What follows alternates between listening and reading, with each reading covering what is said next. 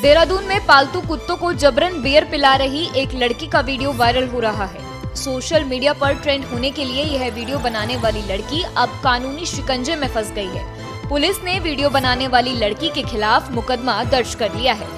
आपने पालतू कुत्तों को दूध पिलाते, खाना खिलाते या फिर डॉग के फेवरेट फूड्स खिलाते हुए आपने अक्सर देखा होगा, लेकिन सोशल मीडिया पर एक ऐसा वीडियो वायरल हो रहा है जिसमें एक लड़की अपने डॉग को जबरदस्ती बियर पिलाती हुई नजर आ रही है।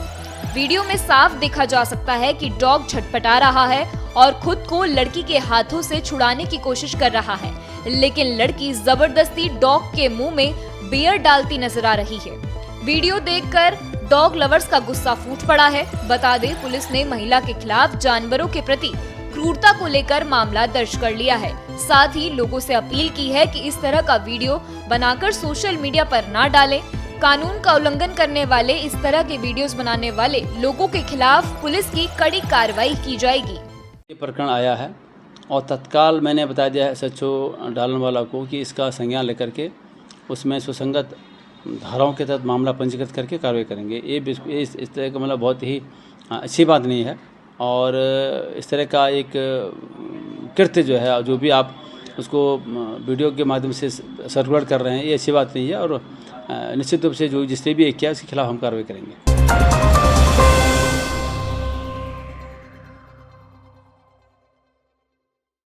उत्तराखंड के बागेश्वर विधानसभा चुनाव में भाजपा ने बाजी मार ली है। भाजपा की पार्वती दास ने कांग्रेस के उम्मीदवार बसंत कुमार को करीब 2400 वोटों से शिकस्त दी। जीत के बाद मुख्यमंत्री पुष्कर सिंह धामी ने कहा कि धन्यवाद बागेश्वर। बाबा बागनाथ की पवित्र भूमि बागेश्वर की देवतुल्य जनता को भारतीय जनता पार्टी पर फिर से विश्वास जताने पर हृदय तल से आभार। बागेश्वर उपचुनाव में जैसे ही बीजेपी उम्मीदवार पार्वती दास की जीत का ऐलान हुआ, वहां मौजूद कार्यकर्ताओं में खुशी की लहर दौड़ गई। हालांकि शुक्रवार को वोटों की गिनती की शुरुआती दौर में कांग्रेस के प्रत्याशी बसंत कुमार 2 राउंड तक आगे रहे।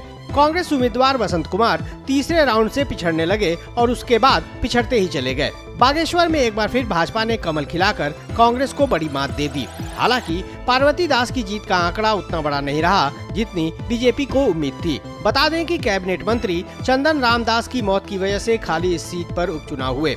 भाजपा ने चंदन रामदास की पत्नी पार्वती दास को ही चुनावी मैदान में उतारा था, तो कांग्रेस ने आम आदमी पार्टी में रहे वसंत कुमार को टिकट दिया था। चुनावी मैदान में कुल 5 लोग अपनी किस्मत आजमा रहे थे। 2024 के चुनाव के लिहाज से भाजपा के लिए यह जीत काफी महत्वपूर्ण मानी जा रही है। 2024 के चुनाव से पहले बागेश्वर उपचुनाव को उत्तराखंड में रिहर्सल के तौर पर देखा जा रहा था। जीत के बाद मुख्यमंत्री पुष्कर सिंह धामी ने कहा कि प्रधानमंत्री नरेंद्र मोदी के नेतृत्व में केंद्र और प्रदेश सरकार की जनहितैषी योजनाओं पर जनता ने मुहर लगाई है। प्रधानमंत्री मोदी जी के नेतृत्व में जिस प्रकार से आज उत्तराखंड का और देश का विकास हो रहा है, उस विकास को अनवरत रूप से आगे बढ़ाने के लिए भारतीय जनता पार्टी को जिताया है। उन्होंने अपना आशीर्वाद दिया है। मैं उन सबको आश्वस्त करना चाहता हूं कि जो स्वर्गीय चंदन रामदास जी के उस क्षेत्र के लिए सपने थे, जो उनकी आशाएं थी, जिनको उन्होंने आगे बढ़ाया था, उन सभी को हम आगे बढ़ाएंगे। हमारे साथ हमारी पूरी जो हमारे कार्यकर्ता थे, उन्होंने पूरी अपनी ताकत झोंकी है और जो यहाँ पर विकास कार्य हुए हैं उन पर ज़्यादा हमने जनता के बीच में लोगों को भी पता है कि कितना यहाँ पर विकास हो रखा है और मंत्री जी ने कितने कार्य किए हैं। और मेरे सारे कार्यकर्ता, सारे हमारे जिला अध्यक्ष, पंचायत अध्यक्ष, हमारे क्षेत्र की जितने भी हमारे कार्यकर्ता हैं वो सब साथ हैं और आगे को वही विकास हमारा आगे को रहेगा। चौमुखी विकास करेंगे बागेश्वर।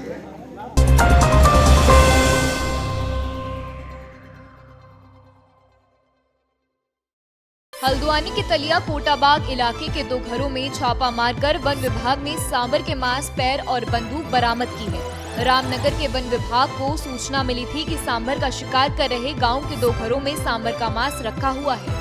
छापे के दौरान मोहन सिंह के घर से सांबर के पैर और मांस बरामद हुए। पूछताछ में मोहन सिंह ने गाँव के ही प्रताप राम के घर भी छापा मारा। प्रताप राम के घर से सांबर के मांस के अलावा 2 नकली बंदूकें भी बरामद की गई है। वन विभाग की कार्रवाई के बाद कुल 3 लोगों को गिरफ्तार किया गया है। वन विभाग ये पता लगा रहा है कि तीनों आरोपियों के साथ साथ गांव के कितने लोग सांभर के शिकार से लिप्त हैं? सांभर के मांस का खरीदार कौन है? आरोपी अब तक कितने सांभरों का शिकार कर चुके हैं? ये तलिया गांव के ये थे, हमें इन्फॉर्मेशन मिला था एक हमारे खास मुखबिर से। तो लगभग 6:30-7 बजे हमें इन्फॉर्मेशन मिला, तो हमारा ये एसओजी टीम को वहाँ रवाना कर दिए। तो इन्होंने वहाँ तलिया गांव में जाके एक आदमी को पकड़ा जिसके घर में सांभर के बॉडी पार्ट्स थे और सांभर के मीट भी थे। उसके बाद उनको इन्वेस्टिगेशन करने के बाद हमको ये पता चला कि एक और है पतलिया गांव से, वहाँ से थोड़ा दूर, तो उनके घर में उनका एक गन है, वो जो वेपन शिकार में यूज़ किया गया था, तो उसको अवैध शिकार में यूज़ किया गया था। तो वहाँ जाके उनको गन के साथ और मीट के साथ पकड़ा और उन्हें इन्वेस्टिगेशन करने के बाद हल्द्वानी कोर्ट में प्रोड्यूस किए और उनको जेल भेजा गया।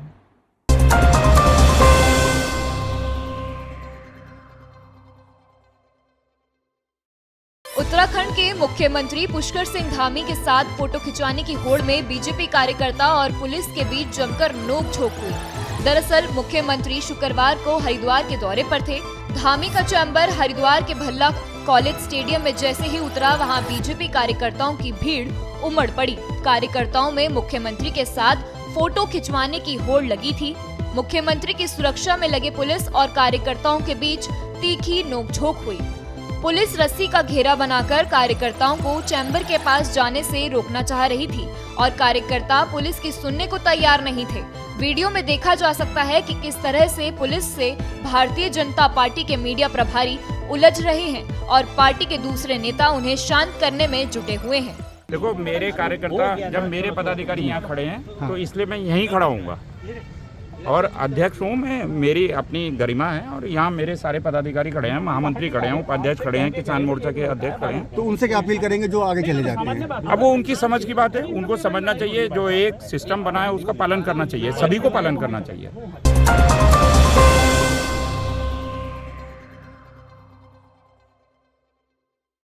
उत्तराखंड के पौड़ी जिले पर बड़ा खतरा मंडरा रहा है। पौड़ी के पहाड़ों की दरकने की घटनाओं ने भूवैज्ञानिकों को चिंतित कर दिया है। डिजास्टर मैनेजमेंट के ताजा आंकड़े तो अब और अधिक डरा रहे हैं। उत्तराखंड के सबसे बड़े जिले पौड़ी पिछले कुछ समय से लैंडस्लाइड की वजह से फेमस हो गया है। इस जिले में लैंडस्लाइड की घटनाएं तेजी से बढ़ गई हैं। इस बार बारिश के दौरान तो पौड़ी के लोग लैंडस्लाइड की वजह से सहम उठे हैं। पौड़ी के पहाड़ों के दरकने की लगातार बढ़ रही घटनाओं ने भूवैज्ञानिकों को भी चिंतित कर दिया है। आपदा प्रबंधन कंट्रोल रूम के ताजा आंकड़े और डरा रहे हैं। लैंडस्लाइड को लेकर पौड़ी सबसे संवेदनशील इलाकों में गिना जाने लगा है। आपदा प्रबंधन के ताजा आंकड़ों के मुताबिक बीते 7 साल पूरे उत्तराखंड में लैंडस्लाइड की घटनाएं 50% तक बढ़ गई हैं। सिर्फ पौड़ी जिले में इस साल लैंडस्लाइड के 1481 घटनाएं हुई हैं। पिछले साल यह आंकड़ा सिर्फ 16 था। पूरे उत्तराखंड की बात करें तो इस साल अब तक लैंडस्लाइड की कुल 1649 घटनाएं सामने आ चुकी हैं। पिछले साल उत्तराखंड में सिर्फ 245 घटनाएं हुई थी। भारतीय अंतरिक्ष अनुसंधान संगठन यानी इसरो के भूस्खलन मानचित्र में भी उत्तराखंड के सभी जिलों को संवेदनशील माना गया है। भूवैज्ञानिक इस हालात के लिए उत्तराखंड के जलवायु परिवर्तन और बिना योजना के हो रहे विकास कार्य को मान रहे हैं।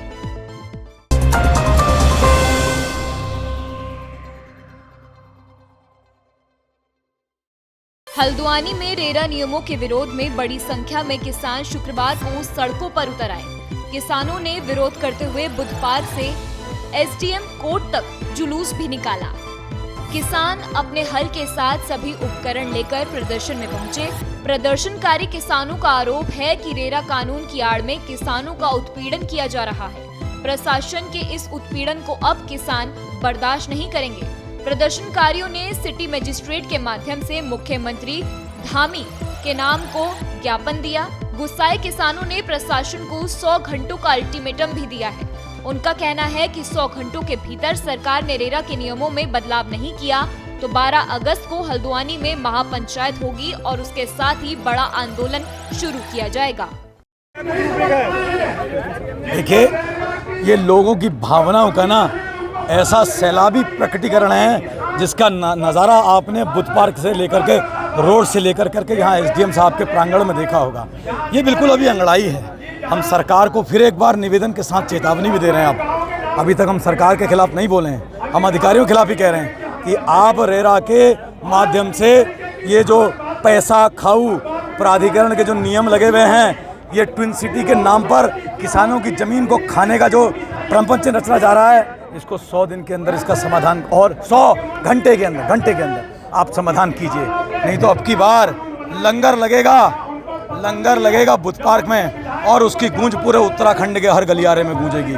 हम आज भी कहते हैं ये काले कानून को वापस ले लो। आप 5300 स्क्वायर फुट आजीवन ज़मीन आपके कहने पर किसान ना बेचे अपनी, वो मर जाए, उसका बैलेंस बैंक बैलेंस होता है भूमि। आपने ऐसे कैसे नियम लगा दीजिए? और अगर आपके अधिकारियों ने निकाले हैं तो वो अधिकारियों को दंडित होना चाहिए।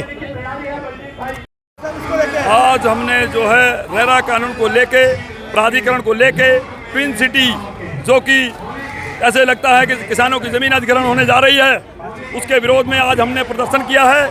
आज हमने एक छोटा सा प्रदर्शन किया है। इसके बाद ये तो एक झांकी है, पिक्चर अभी बाकी है। पिक्चर हम दिखाएंगे महापंचायत में 25,000 आदमी उमड़ेगा, 25 से 50,000 आदमी। हम बताएंगे किसान की ताकत क्या होती है। बिल्कुल इन कानूनों को तुरंत वापस लिया जाए, हम सरकार से अनुरोध करते हैं। और रेरा में जो भी आपने करना, रेरा जैसे नियमों को सही करके लागू कीजिएगा।